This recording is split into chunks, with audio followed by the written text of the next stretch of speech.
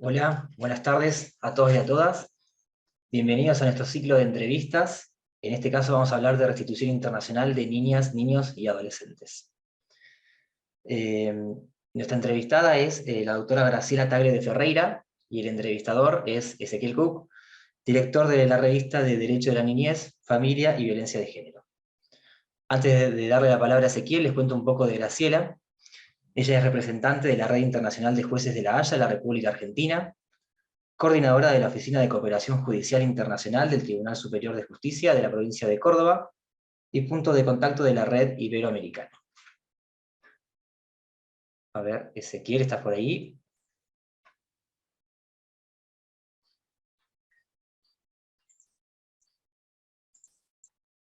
Graciela, ahí te puse para reactivar el audio, si podés. Sí, perfecto. ¿Qué tal? Mucho gusto. Ahí se te escucha, ¿cómo estás? Un gusto. Muchas gracias por esta invitación. Me encanta, me gusta mucho el formato que sea una entrevista. La verdad que me Sí. entusiasma mucho el formato. Muchas Bueno, gracias a los no, asistentes. gracias a vos por tu tiempo y a todos los oyentes por participar. Está el chat habilitado para los que quieran ir haciendo preguntas durante la entrevista. Si no, brindamos un espacio final por si quieren realizarlas en ese momento. También transmitimos en Facebook Live, así que ahí en la publicación pueden dejar preguntas y en ese caso yo se las transmito a Ezequiel y a Graciela. Ahí está Ezequiel. Hola Ezequiel. Hola Federico, ¿qué tal? ¿Cómo andás? Hola doctora Tagle, ¿cómo le va? ¿Cómo anda? Ahí te silenciaste, Graciela, ¿eh?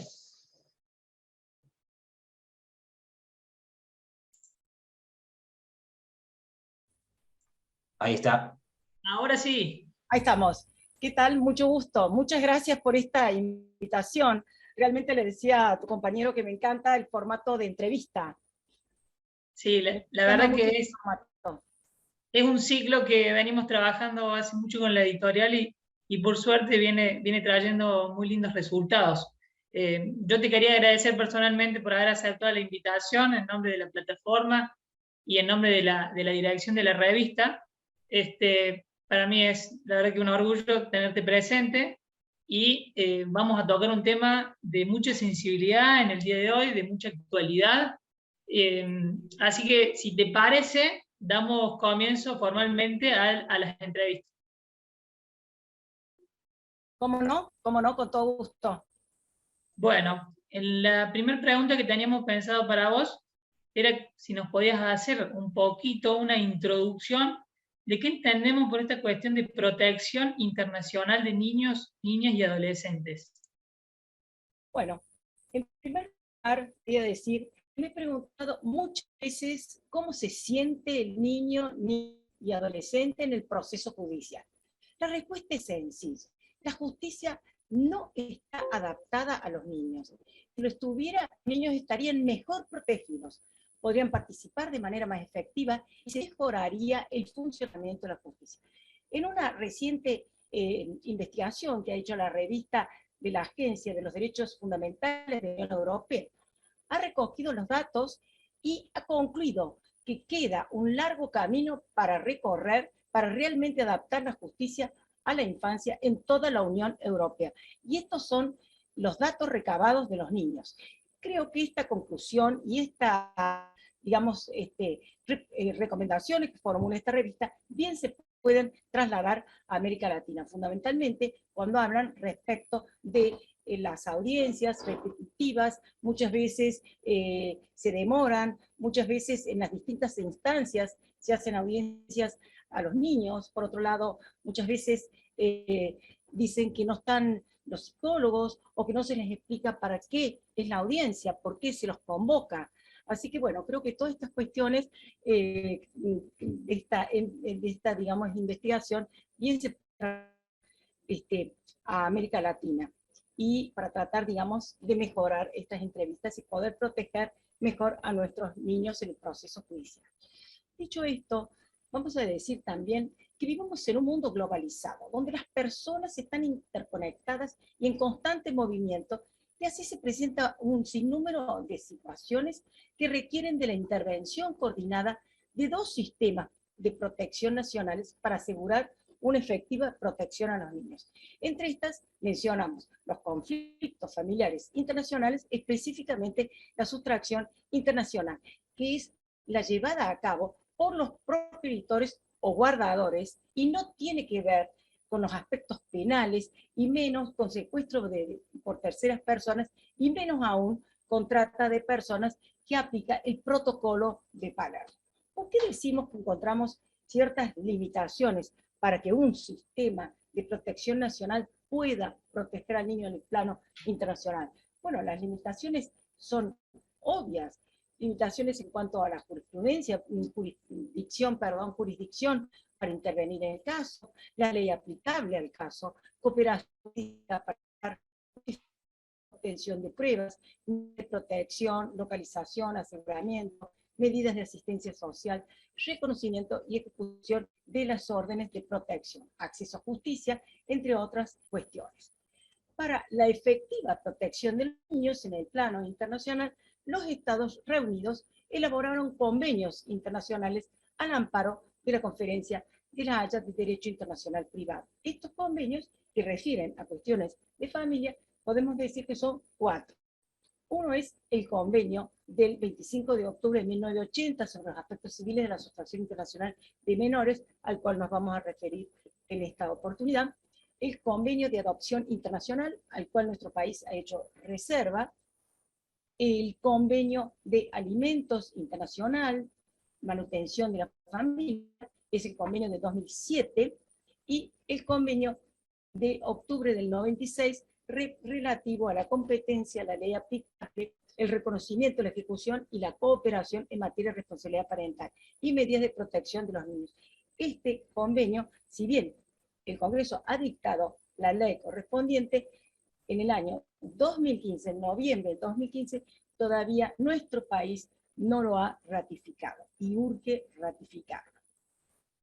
Esta podría ser, digamos, la introducción a este tema tan importante que es la protección internacional de los niños, para entrar luego en este tema de los convenios internacionales. La verdad que ha sido muy clara, doctora Tagle, en la primera pregunta, en introducirnos en un tema tan sensible que muchas veces los operadores no lo manejan con tanta facilidad porque no es de uso común la materia en los tribunales, por lo cual requiere de una capacitación, ya que cada día hay más de este tipo de casuística. Un poco ya nos has hablado de lo que son estos convenios internacionales que se aplican en materia de restitución internacional y de protección internacional de niños. Si te parece, seguimos mencionando algunos de ellos y luego pasamos a los principios rectores y procesales de aplicación en esta casuística. Perfecto. Vamos entonces a hablar a cuáles son los convenios internacionales que se aplican. El convenio sobre los aspectos civiles de la Asociación Internacional de Menores de la Haya de 1980. ¿Por qué digo menores? Porque el convenio se llama así. No podemos cambiar el nombre y decir de niños, adolescentes, porque estaríamos cambiando el nombre a un convenio internacional. Internacionalmente se lo reconoce el nombre. Y la Convención Interamericana sobre Restitución Internacional de Menores de Montevideo de 1989. El primer convenio, fíjense que hay 151 países que lo han ratificado, y esto es al 1 de junio de 2022. Ambos convenios restitutorios tienen como objetivo primordial evitar los traslados ilícitos de niños, instaurando una cooperación estrecha entre autoridades judiciales y administrativas de los estados contratantes. Por tanto, por un lado se busca obtener el retorno inmediato del niño al lugar de su residencia habitual, y por otro lado, el respeto de los derechos de custodia y visita existentes en uno de los estados contratantes. No olvidemos que detrás de cada sustracción siempre se presenta una disputa sobre la custodia, lugar de residencia o régimen de contacto para el niño, niña o adolescente. En tal sentido, no se contrapone con la Convención de los Derechos del Niño, ya que los estados signatarios interpretaron que en caso de traslado o retención ilícita es acorde al mejor interés del niño la pronta restitución al estado del cual fue arrancado, sustraído, para que sean las autoridades de dicho país las que resuelvan la cuestión de fondo, la cuestión de la custodia. Y consecuentemente, estos convenios se alinean y complementan con lo dispuesto por el artículo 11 de la citada convención que lucha contra los traslados o retenciones ilícitas. El análisis de estas causas también impone tener en cuenta las diversas normas nacionales e internacionales de derechos humanos.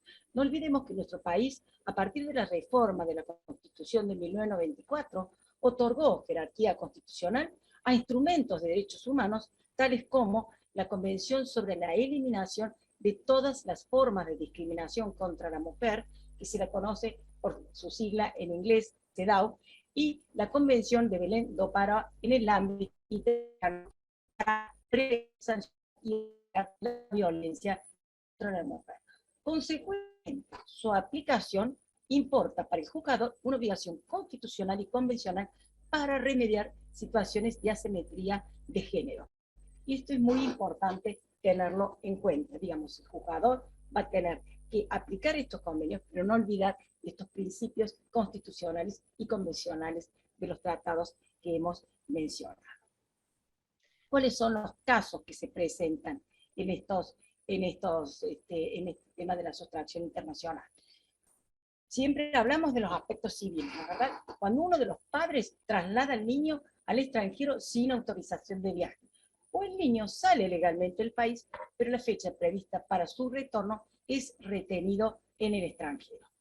¿Y cuál es la finalidad de los convenios? Ambos convenios, tanto la Convención Interamericana como el Convenio de La Haya, tienen la misma finalidad: garantizar la inmediata restitución de los menores trasladados o retenidos de manera ilícita en cualquier estado contratante, y velar porque los derechos de custodia y visita vigentes en un estado se respeten en los demás estados contratantes, cumpliendo con la primera finalidad, que es garantizar la inmediata restitución de los niños trasladados o retenidos ilícitamente. También estamos cumpliendo también con este deber de velar por los derechos de custodia y visita vigentes en los estados contratantes, para que los mismos se respeten. Este es un convenio, digamos, de cooperación entre estados contratantes. Es un convenio de carácter fáctico, no entra al fondo de la cuestión de la custodia. Simplemente persigue la protección de los niños en el plano internacional contra los traslados o retenciones ilícitas. ¿Y cuál es el objetivo? El retorno del menor que ha sido trasladado o retenido ilícitamente. Y también la organización del derecho a transfronteras. Es importante saber que el ámbito de aplicación es hasta los 16 años. O sea, cumplidos los 16 años, el traslado, el convenio se deja de aplicar.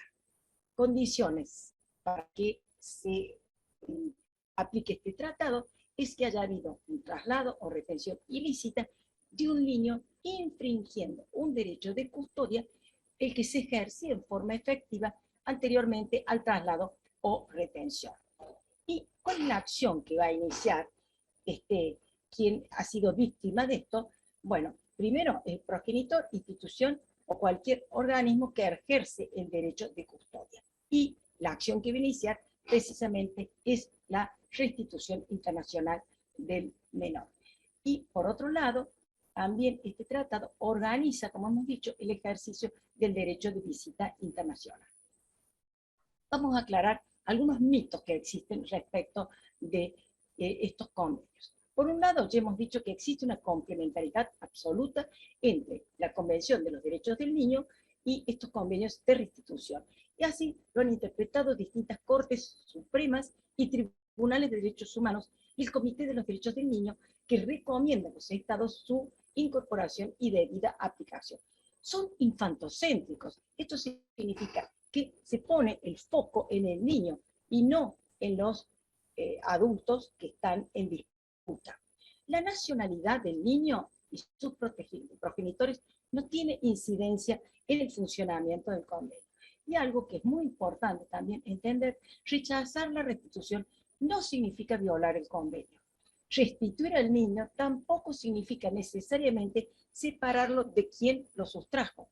Y esto también es muy importante tenerlo muy en claro. Ahora, si vamos a las claves de funcionamiento, vamos a ver que estos convenios permanentemente están hablando de urgencia en el trámite, es decir, tienen permanentemente presente el tiempo. ¿Por qué? Porque se está decidiendo una restitución internacional y no la custodia, es decir, no es necesario que el juez entre en la cuestión de fondo de la custodia, simplemente tiene que resolver esta situación, de hecho, esta situación fáctica, y por eso el trámite es urgente. En cuanto a las excepciones, que ya después las vamos a ver, vamos a decir que son de interpretación restrictiva rigurosa. No se pueden crear otras excepciones de aquellas que establece el convenio en el artículo 13 y 20, y deben estar contextualizadas en el interés superior del niño. Y muy importante tener en cuenta que estos convenios son de cooperación administrativa y judicial, es decir, hay que tener confianza en el otro sistema de protección, es decir, articular la cooperación administrativa y judicial. Un solo juez de un Estado frente a un caso internacional no puede hacer todo. Entonces tiene que confiar en el otro sistema de protección. Y vamos ahora a hablar rápidamente del funcionamiento del convenio, y me gustaría comentarles el primer caso que, como juez competente de familia de la ciudad de Córdoba, tuve oportunidad de intervenir. Caso Argentina-Colombia. El señor era colombiano, la señora era argentina, precisamente cordobesa, se conocen acá en Córdoba, hacen una relación de pareja y se trasladan a vivir a Colombia. Allí en Colombia, contra el matrimonio, tienen una hija y así las cosas, el señor empieza a trabajar en su empresa, la señora se ocupa de los cuidados de la niña hasta que la niña es escolarizada, etc. Y de pronto comienzan los problemas de esta relación matrimonial. Ambos se presentan al juez de familia de Colombia y es allí donde acuerdan la custodia compartida entre ambos. Así las cosas, en una oportunidad que la progenitora quería venir con la niña a Córdoba para visitar a su madre que estaba enferma, pide autorización al progenitor, quien le da la autorización por 30 días. Viene a Córdoba, República Argentina, pero ¿qué pasa? Vencidos esos 30 días, le dice, yo no voy a restituir a la niña, yo no vuelvo a Colombia. ¿Qué es lo que hace el progenitor? Cuando se da cuenta que está frente a una sustracción internacional, acude a la autoridad central de Colombia, que es, que digamos, se denomina autoridad central requirente. Es ahí donde formula la denuncia lo más completa posible con todos los datos pertinentes, y la autoridad central requirente en Colombia traslada esta denuncia a la autoridad central requerida, que es la autoridad central de la República Argentina. Quiero decirles que todo país que firma estos convenios internacionales de restitución internacional debe designar una autoridad central. En el caso de la República Argentina, está dentro del Ministerio de Relaciones Exteriores, Comercio Internacional y Culto. Hay otros países, como Brasil, por ejemplo, que la tienen dentro del Ministerio de Justicia. Así las cosas, ¿cuáles son las obligaciones que emanan del convenio respecto de las autoridades centrales? Tiene obligación de tomar la denuncia en caso de sustracción internacional, localizar a el sustractor o sustractora con el niño o la niña, tratar de lograr una solución amigable, tratar de lograr, lograr que el niño no sufra más daños, y en caso de que no logre esta solución amigable, incoar el proceso judicial. En este caso, la Autoridad Central Argentina, al incoar el proceso judicial, justamente presente, fue en Córdoba, y como juez de familia de tercera nominación, fui competente e intervine en este proceso. Bueno, rápidamente les cuento que como juez de familia tomé la audiencia, traté de lograr la conciliación de las partes, No logré la conciliación de las partes, pero previamente ya había dictado medidas cautelares pendientes a la prohibición de salir del país de la niña, prohibición de mudar de jurisdicción y mudar de domicilio. Y a su vez había solicitado al equipo técnico de los juzgados de familia, CATEMU, que elaboraran un informe para concretamente informarme si esta niña en esta situación podía correr grave riesgo en caso de ser restituida. Así, con este informe ya, con el dictamen pertinente, es que tomé la audiencia. No lograda la conciliación, eh, digamos, escuché al niño, escuché a las partes y resolví, previa vista a los ministerios, tanto el Ministerio Público Fiscal como el Ministerio Pupilar. Resolví. Y en cuanto a la ejecución de esta sentencia, resolví, por supuesto, hacer lugar a la restitución porque no había ninguna excepción, digamos, que pudiera hacerse lugar a la misma. Y en cuanto a la ejecución de sentencia, muy importante que la pude lograr por acuerdo de partes, ya que la progenitora había quedado embarazada y por tanto no podía viajar a Colombia, por lo que vino la abuela paterna a buscar a la niña y así esta niña fue restituida. Esto que les cuento tiene que ver, ¿por qué? Porque fíjense que se resolvió rápidamente este caso. No se olviden que ya para los años 2006, aproximadamente 2007, ya Córdoba tenía tribunales de familia, tenía el conocimiento especial para tramitar y resolver las cuestiones de familia, tenía jueces especializados en materia de familia y también equipos técnicos. Y esto ayudó para que realmente pudiera yo resolver rápidamente este caso, digamos, fijando una audiencia y de alegación y prueba y resolver. Esto resulta interesante, ¿por qué? Porque recibí una llamada de la Autoridad Central de la República Argentina, en la cual me dijo, doctora, usted es la juez que ha resuelto más rápido un caso de restitución de la República Argentina.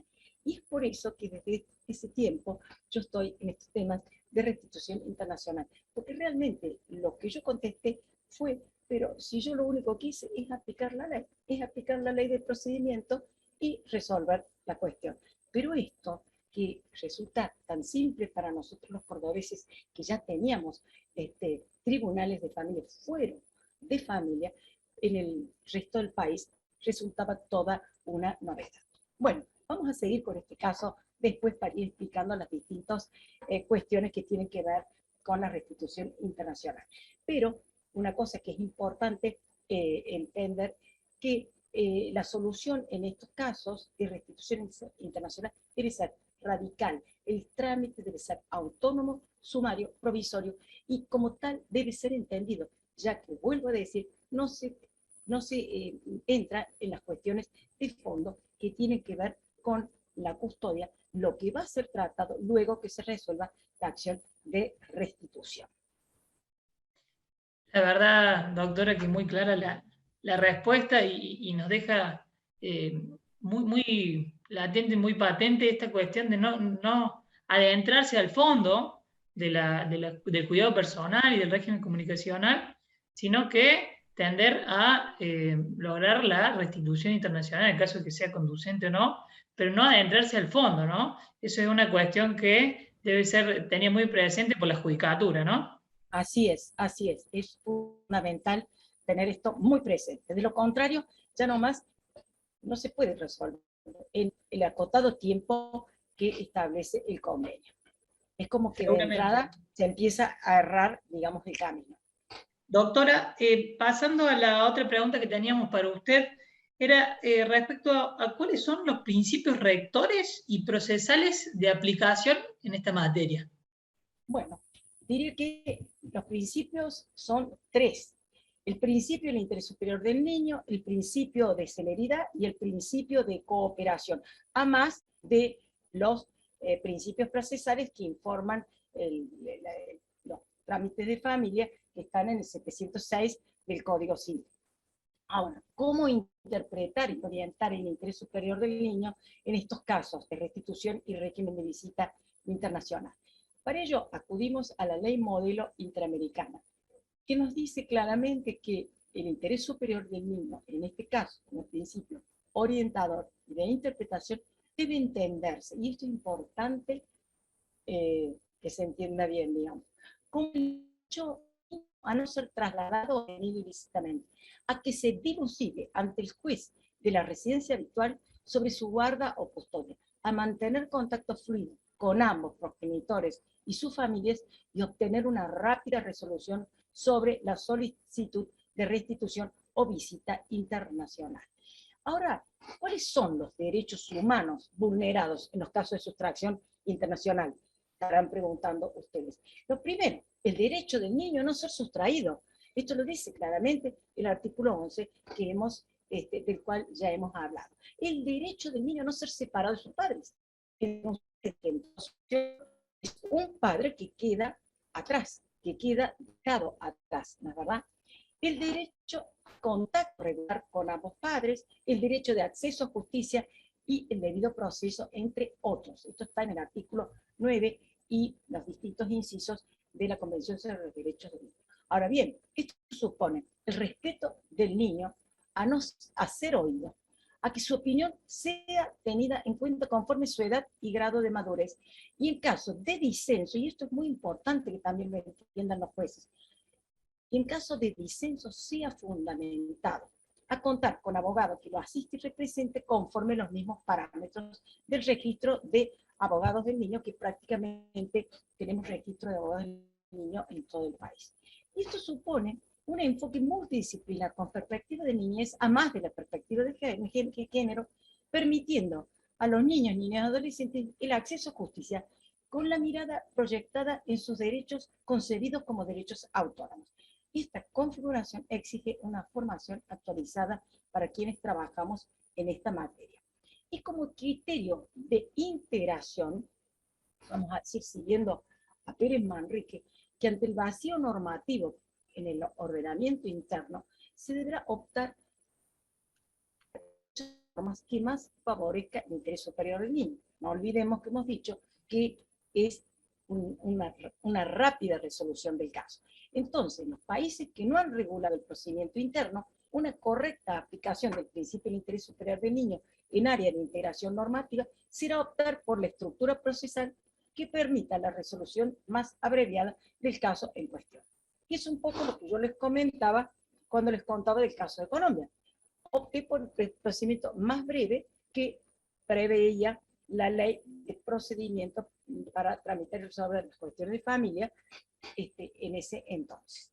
Y ahora vamos de lleno al principio de economía procesal, que comprende en su vertiente de economía de tiempos la celeridad, que es la abreviación de los plazos procesales, notificaciones, avisos, diligencias con habilitación de días y horas inhábiles, y también habilitar la feria judicial. La concentración, que es la disminución de los actos procesales. Y fíjense que en este caso vamos a decir que las leyes de procedimiento que existen en las provincias, que son 9 en total, ya vamos a mencionar las provincias que tienen leyes de procedimiento, todas han respetado este principio de economía procesal. Y después, bueno, dijimos que están los principios que rigen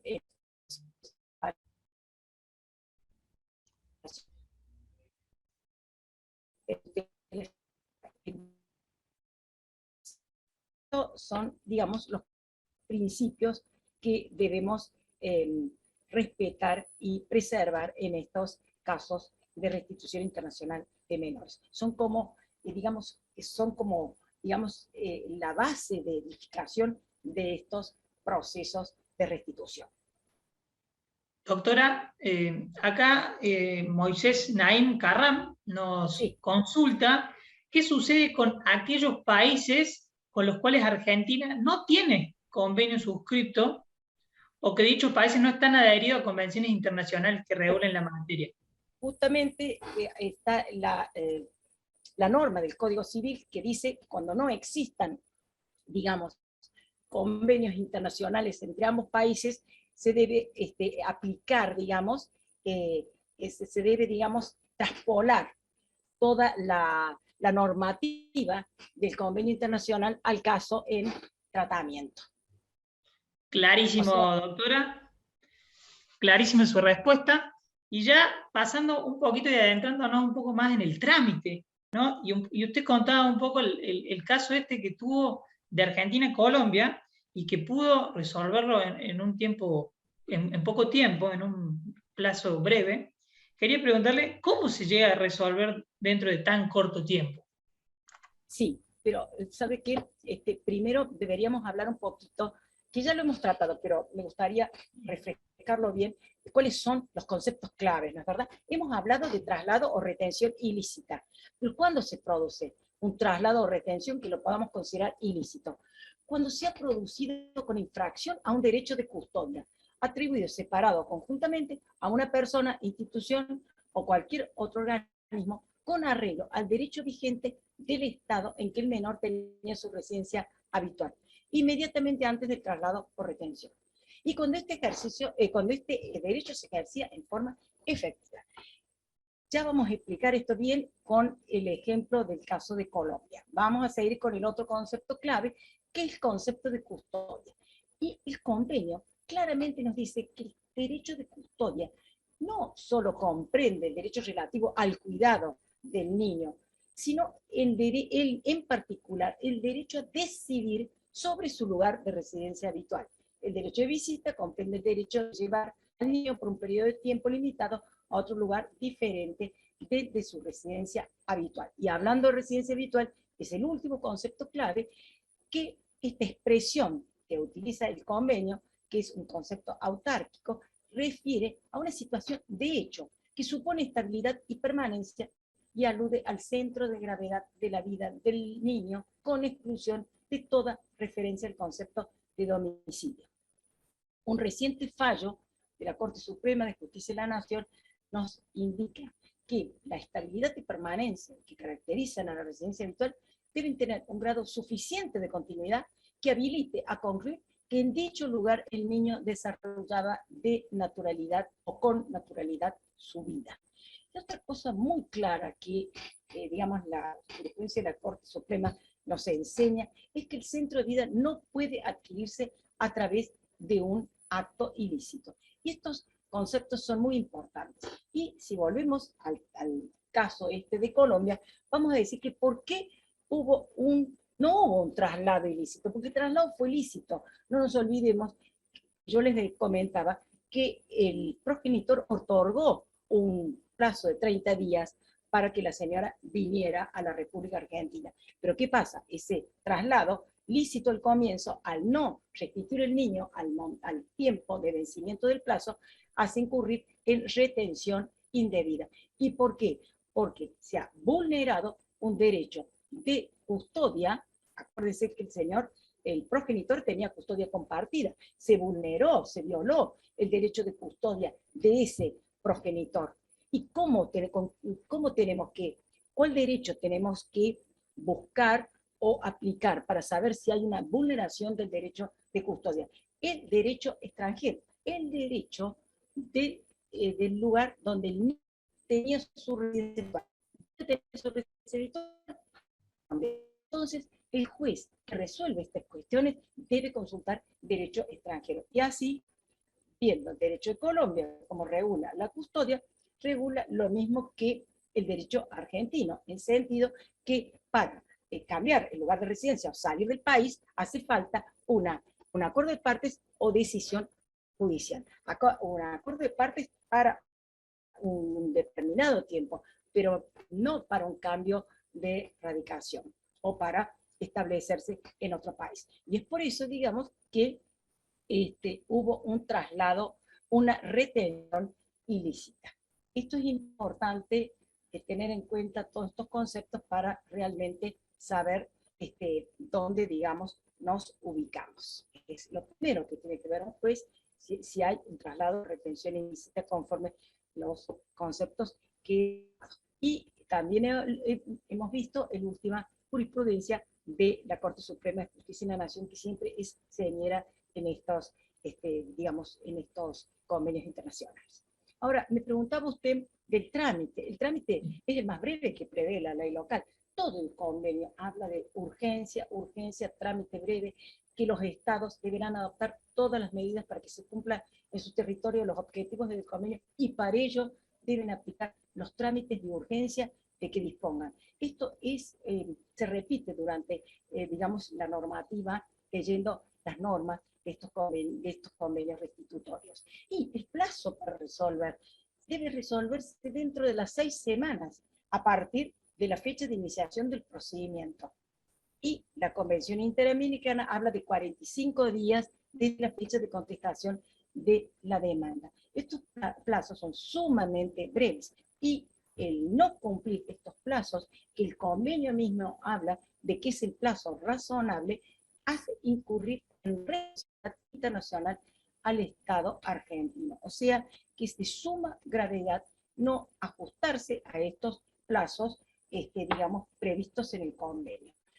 Y cuando hablamos de celeridad, también tenemos que respetar el debido proceso. No es solo la celeridad, sino también de respetar el debido proceso.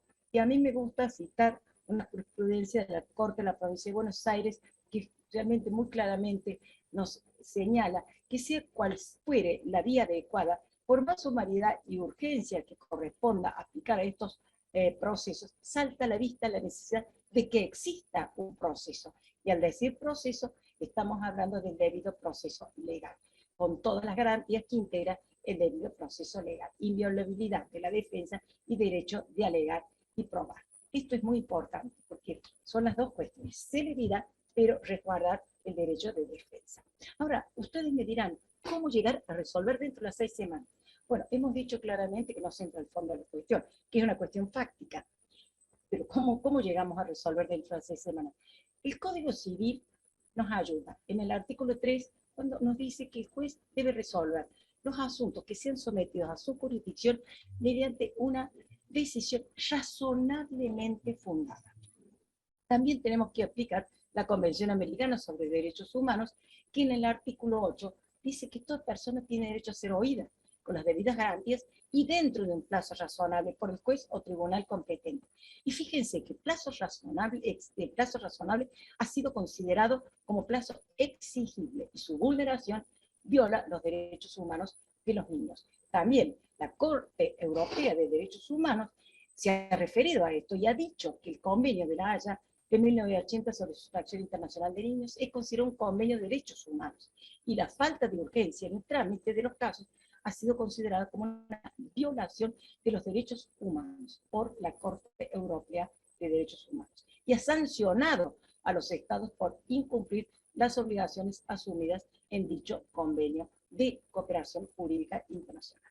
Bueno, a ver, vamos a dar algunos remedios. Por un lado, la implementación del procedimiento tanto a nivel administrativo como judicial que permitan resolver dentro de las 6 semanas. Tenemos que tener implementado el procedimiento que nos permita resolver dentro de las 6 semanas. ¿Por qué pude resolver en aquel caso dentro de las 6 semanas? Porque había un procedimiento que me permitía, digamos, resolver en ese lapso tan corto. Hoy en día ya vamos a ver las leyes de procedimiento que tenemos. También muy importante la concentración de competencia. También entrenar, capacitar a jueces en esta materia para que estén sumamente adiestrados y puedan resolver con celeridad estos casos. También muy importante lo que estamos haciendo ahora, capacitación. Muy importante, desde el año 2012 con la Corte Suprema de Justicia de la Nación y la Conferencia de La Haya, venimos capacitando año tras año y hemos capacitado en todas las provincias prácticamente de la República Argentina. Es muy importante también la articulación del trabajo de red entre los jueces de enlace. Hoy en Argentina, desde el año 2021, tengo una compañera como juez de enlace, que es la doctora Marcela Trillín.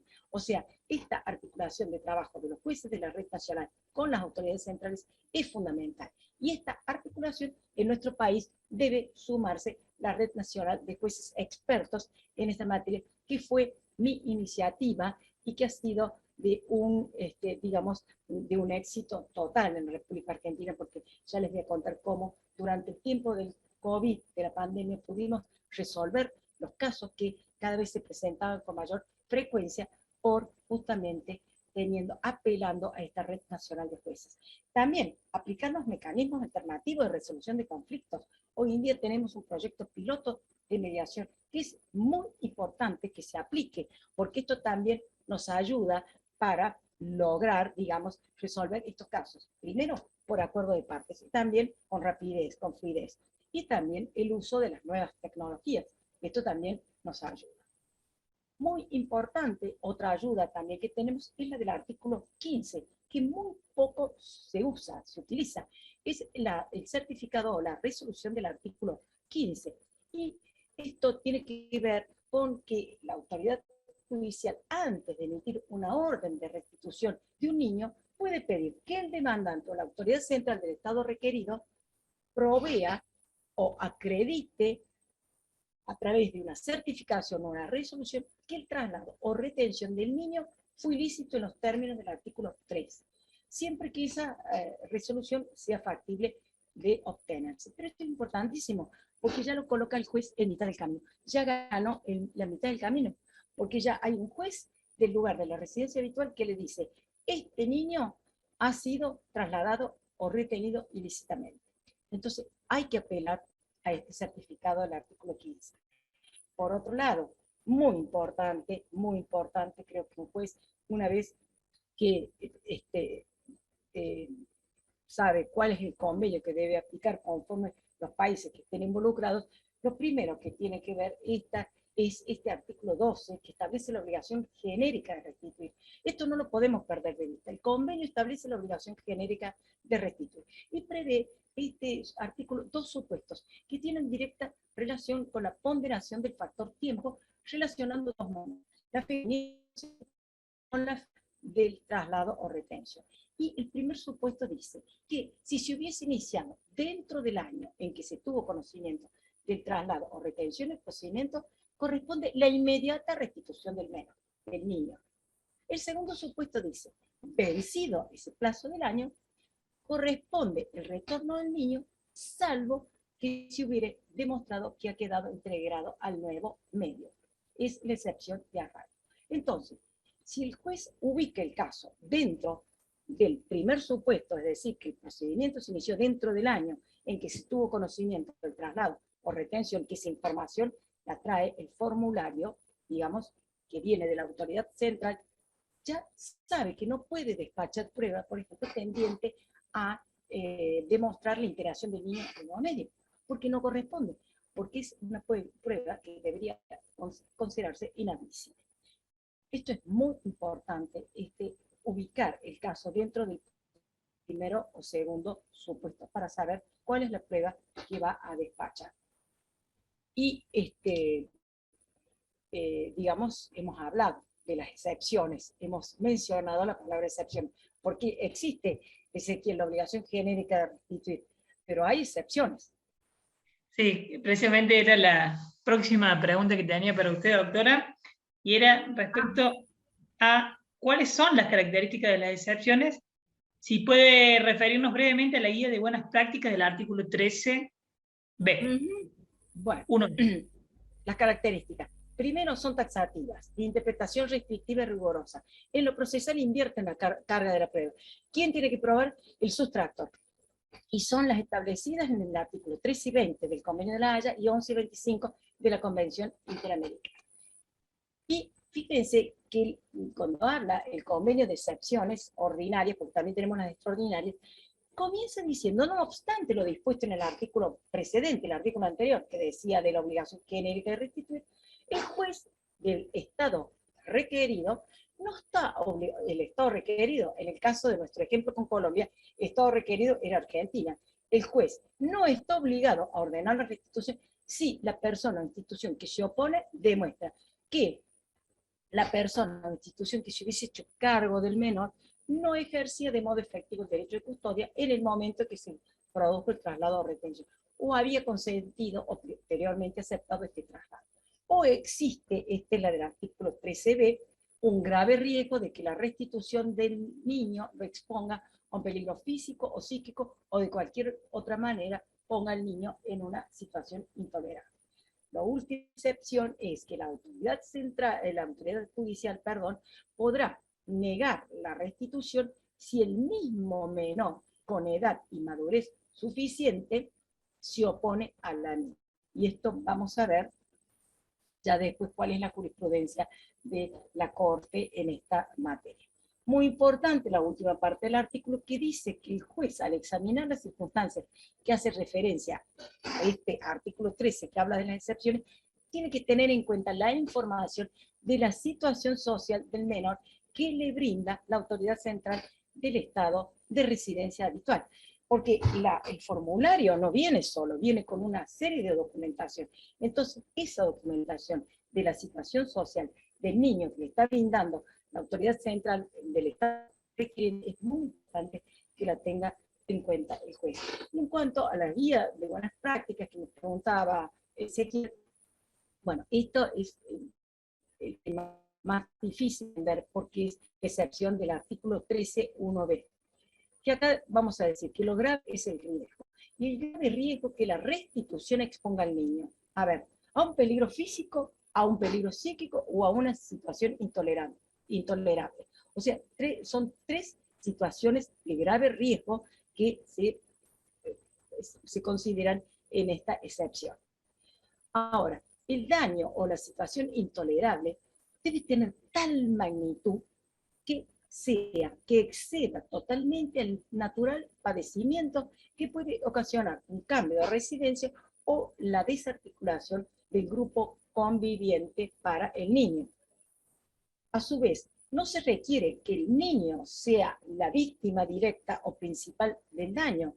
Si hubiera evidencia suficiente para comprobar que el daño al progenitor, sustractor o sustractora expone a un grave riesgo de daño al propio niño, también podemos decir que se configura la excepción.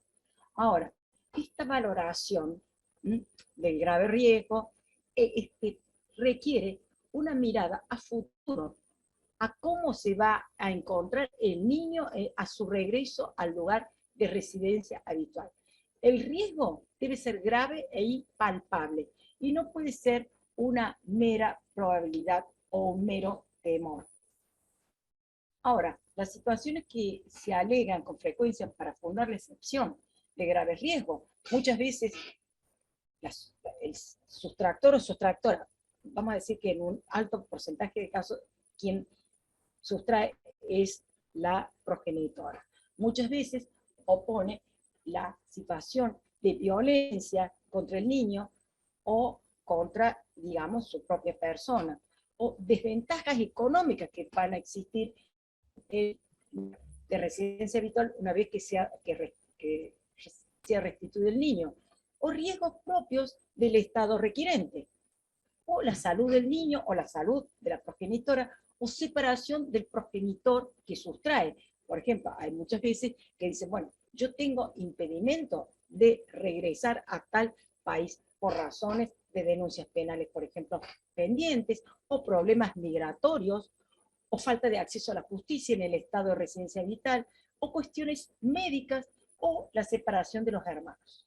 Estas son las situaciones que con mayor frecuencia el sustractor o sustractora alega para fundar la excepción de grave riesgo. Ahora, muy importante, el objeto del análisis no es investigar en profundidad la existencia de la violencia o el abuso cometidos en el país de la residencia habitual, sino principalmente tener una mirada a futuro, determinar si se puede proteger al niño en ese lugar.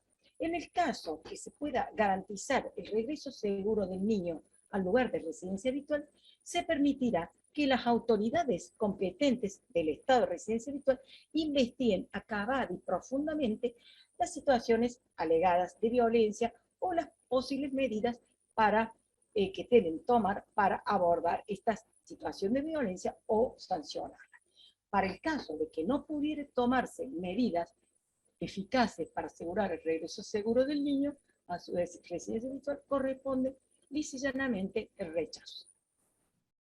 Ahora, vamos a decir que digamos, el rechazo a la restitución es una solución imperfecta, digamos, es una solución, pero es imperfecta.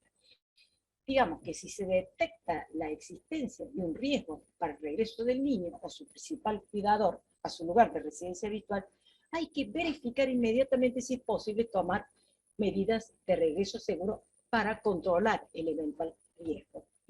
Y estas medidas, justamente, como hemos dicho, que son convenios de cooperación administrativa y judicial, justamente en esta cooperación intervienen las autoridades centrales y los jueces de la red internacional. Entonces, hay que analizar antes de decidir qué medida puedo tomar. A ver, ¿es posible tomar medidas? Y analizar la medida antes de adoptarla, porque también tienen que ser medidas que guarden proporcionalidad. Yo he visto casos en que jueces ordenan medidas que son 20 medidas. Prácticamente es imposible restituir al niño con 20 medidas de regreso seguro. Es decir, tienen que guardar proporcionalidad.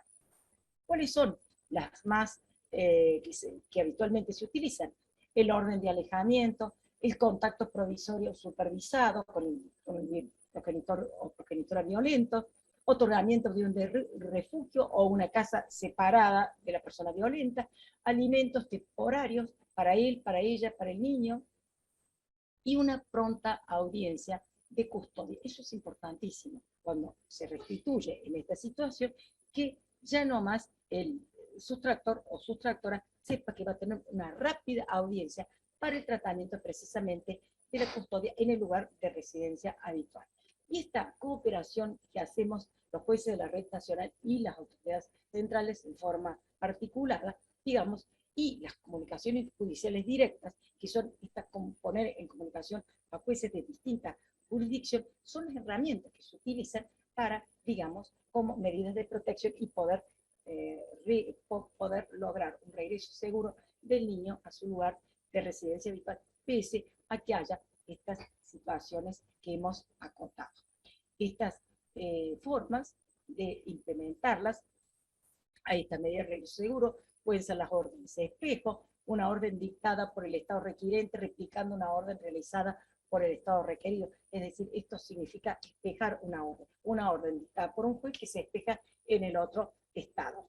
O los acuerdos, las transacciones o acuerdos judiciales, y para esto es muy importante que tengamos vigentes convenios del 96. Y la última excepción, digamos, dentro del 13, es la oposición del menor a la restitución. Y esto es importante aclararlo. La escucha del niño es importantísima y se tiene que dar en todos los casos. El juez escucha al niño y también el juez escucha al niño con el equipo técnico y también puede ordenar que el equipo técnico lo escuche y luego vuelque, digamos, ese dictamen y lo ponga a consideración del juez. Yo siempre he sido de la idea que cuando el niño tiene edad madurez suficiente, debe ser escuchado por el juez con el auxilio del equipo técnico. Esa es la escucha que se tiene que dar en todos los casos. Ahora, esta oposición como excepción es una oposición férrea. No ha de consistir, nos ha dicho la Corte Suprema de Justicia de la Nación, en una mera preferencia, prefiero vivir acá, o negativa, no quiero volver, sino a una verdadera oposición entendida como un repudio irreductible a regresar. Y en este caso, la jurisprudencia señera con un dictamen de la Procuradora Fiscal de la Cámara, digamos, la resolución fue dictada por la Cámara Nacional, pero me importa hablar del dictamen de la Procuradora Fiscal. En una oportunidad, el niño, escuchado por, digamos, los profesionales psicólogos, la niña, mejor dicho, porque era una adolescente que debía ser restituida a Bélgica, dijo: yo no voy, yo me escapo, no me importa nada, no puedo volver, yo no vuelvo. Y fíjense que en este caso fue interpretado por los psicólogos que esta adolescente estaba en una situación de burnout, que realmente estaba, digamos, que su vida por importaba ni su vida, podía hacer cualquier cosa con tal de no volver. Esto es muy importante tener bien en claro cómo se debe juzgar esta oposición del niño y la escucha del niño, que en todos los casos se da. Y por último, la excepción extraordinaria, que es una disposición claramente excepcional y se aplica cuando la restitución nos la permiten los principios fundamentales del Estado requerido, respecto porque implicaría una violación de los derechos humanos y las libertades fundamentales. por ejemplo, en este momento, no hay ningún juez que vaya a restituir un niño, por ejemplo, a Ucrania. Esto es un poco el panorama que tenemos respecto de las excepciones. La verdad que clarísimo, doctora. Tenemos unas preguntitas más para usted. Si no le molesta, dada el interés que está despertando en cada uno de los asistentes, pasarnos un poquitito de hora y preguntarle si se puede resolver el retorno del niño con el sustractor o con la sustractora. Perfecto, una pregunta totalmente apropiada. Justamente, esto no implica la restitución, el retorno del niño a su lugar de residencia habitual, no implica separar al niño del sustractor o sustractora. Puede perfectamente ir con el sustractor o sustractora al lugar de residencia habitual. Lo importante, el convenio lo que dice es que debe garantizarse el retorno del niño a su lugar de residencia habitual, con el sustractor, con la sustractora, con el peticionante, con la abuela paterna, con el acompañante de a bordo. Hay algunos casos que se ha tenido esta situación, que no tenía con quién retornar el menor al lugar de residencia habitual y ha tenido que ser retornado, digamos, con la ayuda del acompañante de bordo. En estos casos, digamos, hay jueces de la provincia de Córdoba, hay jueces que tienen competencia concentrada, que, bueno, que van hasta el aeropuerto y acompañan, y que en una oportunidad a uno de estos jueces le pasó que había que pagar lo del acompañante de a bordo, este servicio, digamos, y que no se había previsto, y tuvo que, digamos, erogar de su bolsillo para no perder el vuelo. Y después, bueno, recuperarnos, ¿verdad? Pero quiero decir que, bueno, en todos los casos, estas sentencias y estas ejecuciones de sentencias tienen que ser cuidadosamente, digamos, previstas todos los detalles. Y el niño, no hay ningún problema que vuelva con el sustractor, sustractora. De hecho, se acaba de hacer un acuerdo esta mañana, un caso con Finlandia, un caso muy interesante, que fui consultada yo para que a una juez de Corrientes le informara cuál era la legislación respecto de custodia en Finlandia. Y bueno, y hoy día, esta mañana, me dijo que se había llegado a un acuerdo, en sentido que la madre retornaba juntamente con su niña a Colombia. Pero esto fue por acuerdo de partes, ¿no es verdad? Que es la mejor forma de terminar un proceso. Pero quiero decir que está absolutamente previsto y es muy habitual que un sustractor o sustractora retorne con el niño al lugar de residencia habitual. Doctora, la verdad que está siendo muy clara cada una de sus respuestas. Agradecemos un montón su presencia y queríamos preguntarle, ya casi llegando al final, ¿cuáles son las estadísticas en el país? Si hay algún anteproyecto de ley de procedimiento nacional en esta materia, ¿cuántas provincias han sancionado leyes de procedimiento? Bueno, digamos, las estadísticas en el país son, digamos, no son del todo buenas. En el sentido, yo dije que había que resolver dentro de las 6 semanas y las últimas estadísticas en el país se están resolviendo dentro de las 60 semanas, en los casos que se aplique el convenio de la Haya de 1980 y 62 en el caso que se aplique la Convención Interamericana. Y un alto porcentaje de causas van a la Corte Suprema de Justicia de la Nación. Y casos en activo, en la actualidad existen 173. Fíjense, en contraposición, digamos, la República del Uruguay, digamos que en el año 2012 sancionó la ley de procedimiento, la última estadística en el año 2020, en octubre de 2020, daba cuenta de que el tiempo de duración de las causas era 55 días. Y el dato relevante, el tiempo del cierre de la estadística, no había ningún expediente a fallo. Y la República del Paraguay acaba de circular un instructivo elaborado a través de la Corte Suprema y que reconoce como fuente la ley modelo, la ley de Uruguay, el protocolo de actuación de la República Argentina y la ley 10.419 de la provincia de Córdoba. Y digo yo, a ver, ¿cuáles son los aportes que hemos realizado? Porque no es que hemos estado cruzados los brazos frente a esta estadística. Hemos participado en la ley modelo. La elaboración de la ley modelo dio apertura a la República Argentina. Tuve la suerte de acompañar un anteproyecto de ley que estábamos preparando en ese momento con la doctora de la Rúa y la doctora Uriondo de Martínez, que fue precisamente a la mesa de la ley modelo. Esta ley modelo, que justamente la sede fue Uruguay, fue aprobada en el Palacio San Martín, siendo autoridad central la doctora Giovanni Di Chiodi en el año 2007.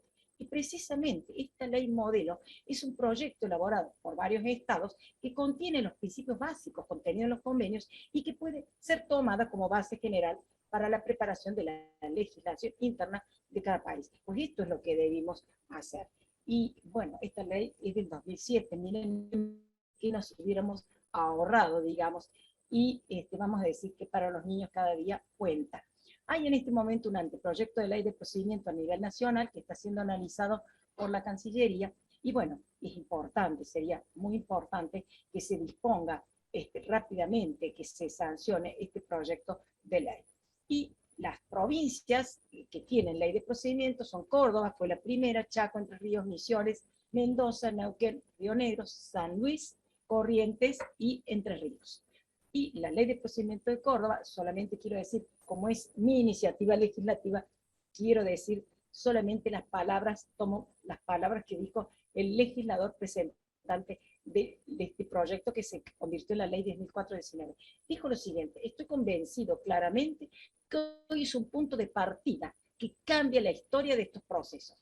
Creo también que estamos dando una gran señal, no solamente a los cordobeses, sino a todo el país, de que es necesario trabajar en esta dirección. Y cuánta razón tenía, porque a partir de la ley de Córdoba surgió después la de Neuquén y después la de las distintas provincias. Córdoba mejoró drásticamente los tiempos de duración de las causas a partir de la ley de procedimiento 10.419, más aún a partir de la concentración de competencias que fue dispuesta por el Superior Tribunal de Justicia en un número reducido de tribunales de conformidad con la ubicación y cercanía territorial, para que sean estos tribunales quienes tramiten y resuelvan las cuestiones de restitución y régimen de visita transfronterizos. ¿Quién debe actuar? El que esté más cerca del caso que se presenta. También es muy innovadora, y Ezequiel, hemos trabajado en la diplomatura del derecho del niño, o sea que esto lo conocemos, fíjese que contempla la asistencia y representación del niño, y esta ley dice que no solo el juez puede designar, sino que el niño puede requerir, por su edad y madurez, que lo asista y represente. También el tema de los recursos, muy innovadora. ¿Por qué? Porque solamente se puede recurrir el rechazo liminar de la demanda y la sentencia. Todos los demás proveídos son irrecurribles. O sea, se elimina el recurso ad infinitum del cual nos habla Peirano. Esto es muy importante. Más, saltea una instancia porque se dicta sentencia en primera instancia y si esa sentencia se apela, va directamente al Superior Tribunal de Justicia, no va a la Cámara de Apelación, y esto hace saltar una instancia que es muy importante. Y, digamos, admitida la demanda, se ordena el mandamiento de restitución dentro del plazo de un día. Este es el proceso monitorio. Se disponen las medidas cautelares, se corre traslado, y si no hay cuestiones previas, incidentes o reconvenciones, esto, digamos, no se admiten incidentes, cuestiones previas o reconvenciones. Si queda firme esta orden de restitución porque no se oponen excepciones, directamente se dicta, ya está la orden, quedó firme. Si se oponen excepciones, queda en suspenso y se tratan las excepciones. Muy importante también que limita la prueba a aprobar los presupuestos de los convenios y las excepciones previstas en la misma. Dos palabras, hablo del protocolo de actuación que rige en todo el país. Este protocolo ha sido ratificado por prácticamente todas las provincias de la República Argentina y es una guía orientativa para los funcionarios judiciales con pautas específicas sobre el procedimiento a seguir para cumplir con las exigencias de celeridad que manda el convenio. Ha ayudado muchísimo en estos años, pero no es una ley de procedimiento, es lo que llamamos soft law y por tanto no es vinculante. Pero cuando se ha cuestionado la validez del protocolo, la Corte Suprema de Justicia de la Nación claramente lo ha dicho. En la actualidad, ante la todavía ausente ley específica que regule este tipo de procesos a nivel nacional, el protocolo de acción resulta una herramienta útil y orientadora para los operadores judiciales, en tanto brinda pautas de actuación para llevar a cabo procedimientos en un tiempo reducido. Doctora, ¿es un protocolo a nivel nacional? Es un protocolo, sí, a nivel nacional, que fue precisamente, trabajamos nosotros, los jueces, yo como juez de la red internacional y los jueces de la red nacional, trabajaron en este protocolo que se sancionó en diciembre del 2016, digamos, la Comisión de Acceso a Justicia lo sancionó. Y este protocolo, digamos, ha sido ratificado por distintas provincias, prácticamente todas las provincias, porque es como una guía orientativa que es importante para los jueces. A su vez, fíjese que esto es tan importante este protocolo que ha sido tomado como base para, digamos, el proyecto piloto de mediación, que justamente se referencia en este protocolo. ¿Por qué? Porque dispone precisamente que el juez, digamos, una vez que ha admitido la demanda, dispuesto medidas cautelares y ha corrido traslado de la demanda, diligenciada la cédula, directamente llama al Centro Judicial de Mediación y es ahí que toma intervención el Centro Judicial de Mediación para que convoque a las partes para ver si puede haber en esa causa, digamos, un acuerdo dentro de, digamos, esta técnica, este método alternativo de resolución de conflictos, que realmente, si bien es muy, muy actual, digamos, no tiene más de un año de vigencia, un año y un poquito más, está dando sus resultados. En sentido, el otro día comentaba con una jueza que me decía, si bien no se logró acuerdo a través, digamos, de las mediadoras, se quedaron las partes suficientemente concientizadas de la necesidad de, digamos, de llevar rápidamente esto y tratar pudo trabajar muy bien las mediadoras con las partes. Eso es muy importante. O sea, el protocolo es importantísimo. Es la base, digamos, digamos, es una herramienta importantísima, digamos, que ha sido diseñado, digamos, como complemento. El proyecto piloto de mediación tiene como complemento a el protocolo de actuación para el funcionamiento de los convenios. Más, yo le decía que Paraguay lo ha tomado, este protocolo de actuación lo ha tomado como base para su elaboración de protocolo de actuación. Doctora, la verdad Sí. que está siendo un lujo. Agradecemos a los asistentes por el pasito de unos minutitos. Y si Fede me permite hacerle la última pregunta a la doctora, como usted lo es, quería preguntarle el rol que tiene el juez o jueza de enlace y si nos puede definir brevemente sus funciones. Bueno, el juez de enlace actúa como canal de comunicación y enlace con los jueces de su jurisdicción, con los jueces de otros estados contratantes y en colaboración directa y estrecha con la autoridad central para asegurar la correcta operatoria del convenio. Esta actuación, digamos, esta función de carácter general a nivel interno es diaria, permanente. Estoy dispuesta, Marcela Trigini también, digamos, estamos a disposición de los jueces de nuestra jurisdicción que tengan que resolver un caso de restitución internacional de menores o régimen de visita internacional para apoyo y de informarles de las buenas prácticas del convenio, de las novedades, de la jurisprudencia, de la doctrina, aclarar los conceptos claves. No tiene una función decisoria. La decisión siempre estará en cabeza del juez competente. Muchas veces el juez competente me pregunta, dígame, ¿y usted cómo lo resolvería? No, la resolución es suya, doctor, doctora. Yo simplemente coopero. Tengo como función la de prestar cooperación. A nivel internacional, bueno, yo les comentaba, por ejemplo, esta jueza de corriente que me pidió información respecto a este caso de Finlandia, precisamente con la juez de enlace de Finlandia pude preguntarle respecto de cómo legislaban la custodia y me remitió la contestación que se la remití a la juez de corriente competente. O sea, contesta las preguntas de jueces extranjeros y autoridades centrales sobre legislación en la materia y interpretación de los conceptos claves también. Factibilidad de llevar adelante medidas de regreso seguro. Por ejemplo, hay algunos países que ahora las órdenes espejo no las toman, simplemente se manejan con el convenio del 96, y con relación a la autoridad central, colabora estrecha y en forma directa con la autoridad central, mantenemos una fluida comunicación con dicha autoridad, de modo de garantizar la aplicación más efectiva de las normas del convenio. Este trabajo, digamos, que hacemos con la autoridad central, tenemos 5, 6, 2 llamadas por día, permanentemente estamos en comunicación. Y lo más importante también, que llevamos adelante las comunicaciones judiciales directas en casos específicos. En definitiva, facilitamos la comunicación entre dos jueces implicados en un caso específico.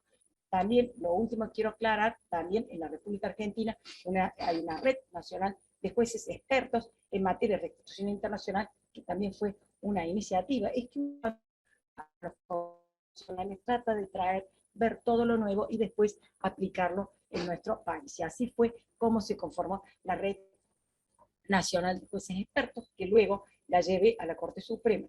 Como es competencia de la Corte, la doctora Hayton de Nolasco, que aprovecho para rendirle un homenaje porque he hecho mucho en esta materia, me dijo, bueno, esto es competencia de la Corte, así que la tomó y la amplió a todo el país, que ha sido una, digamos, la construcción de la red nacional es importantísima, digamos, está conformada por 32 jueces, y algunas provincias tienen 2 jueces, y realmente es fundamental. En tiempos de pandemia ha sido utilísima realmente. Y les voy a decir que tenemos algún galardón, porque cuando en una oportunidad que fui a Sydney, Australia, a presentar el tema de la red nacional de jueces, justamente como conclusión se extrajo que cuando los países quisieran conformar redes tenían que referenciarse en la red argentina y en la red de Canadá.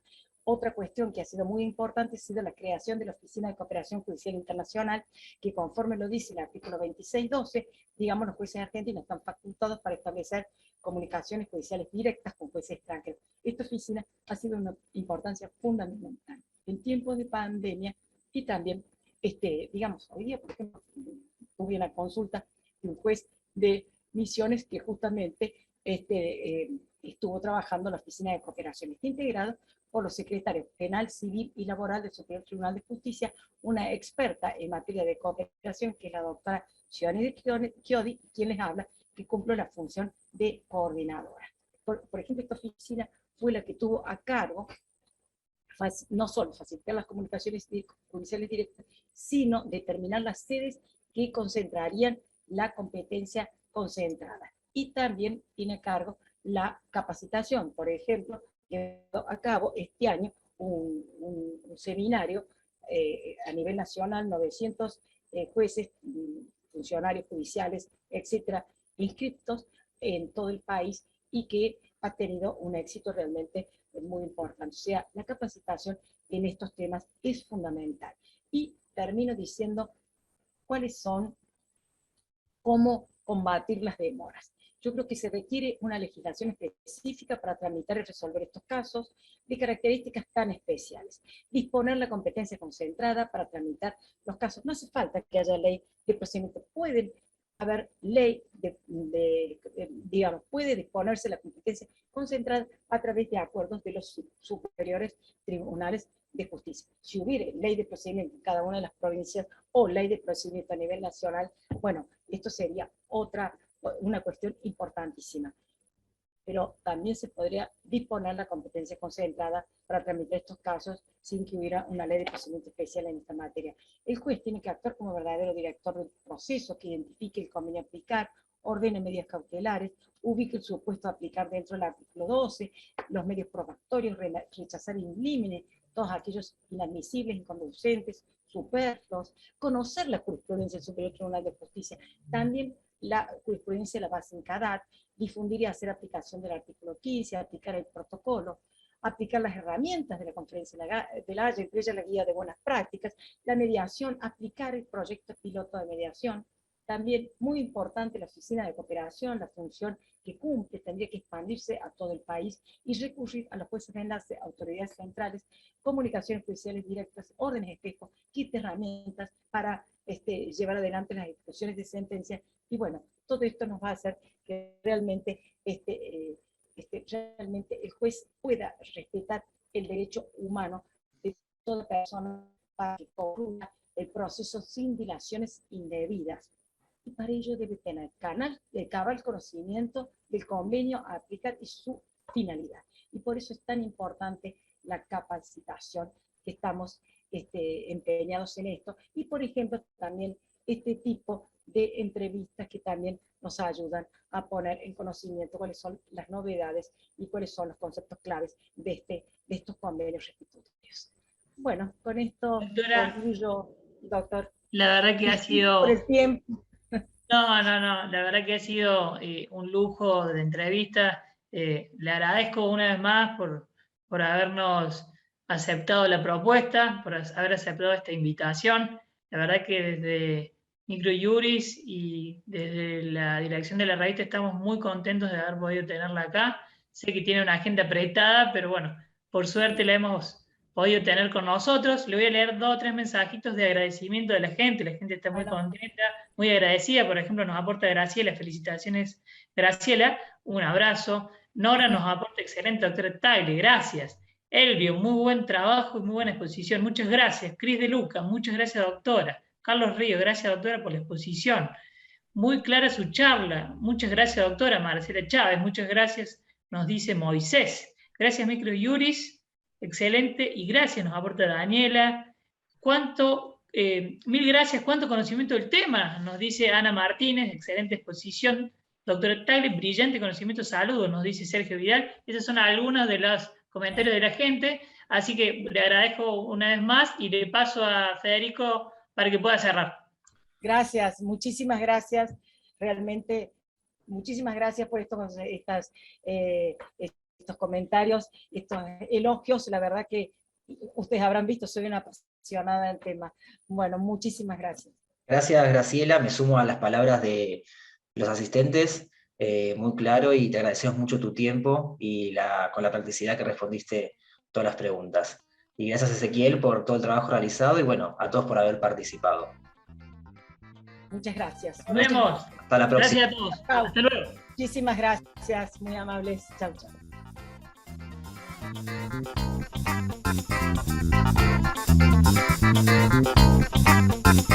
chao.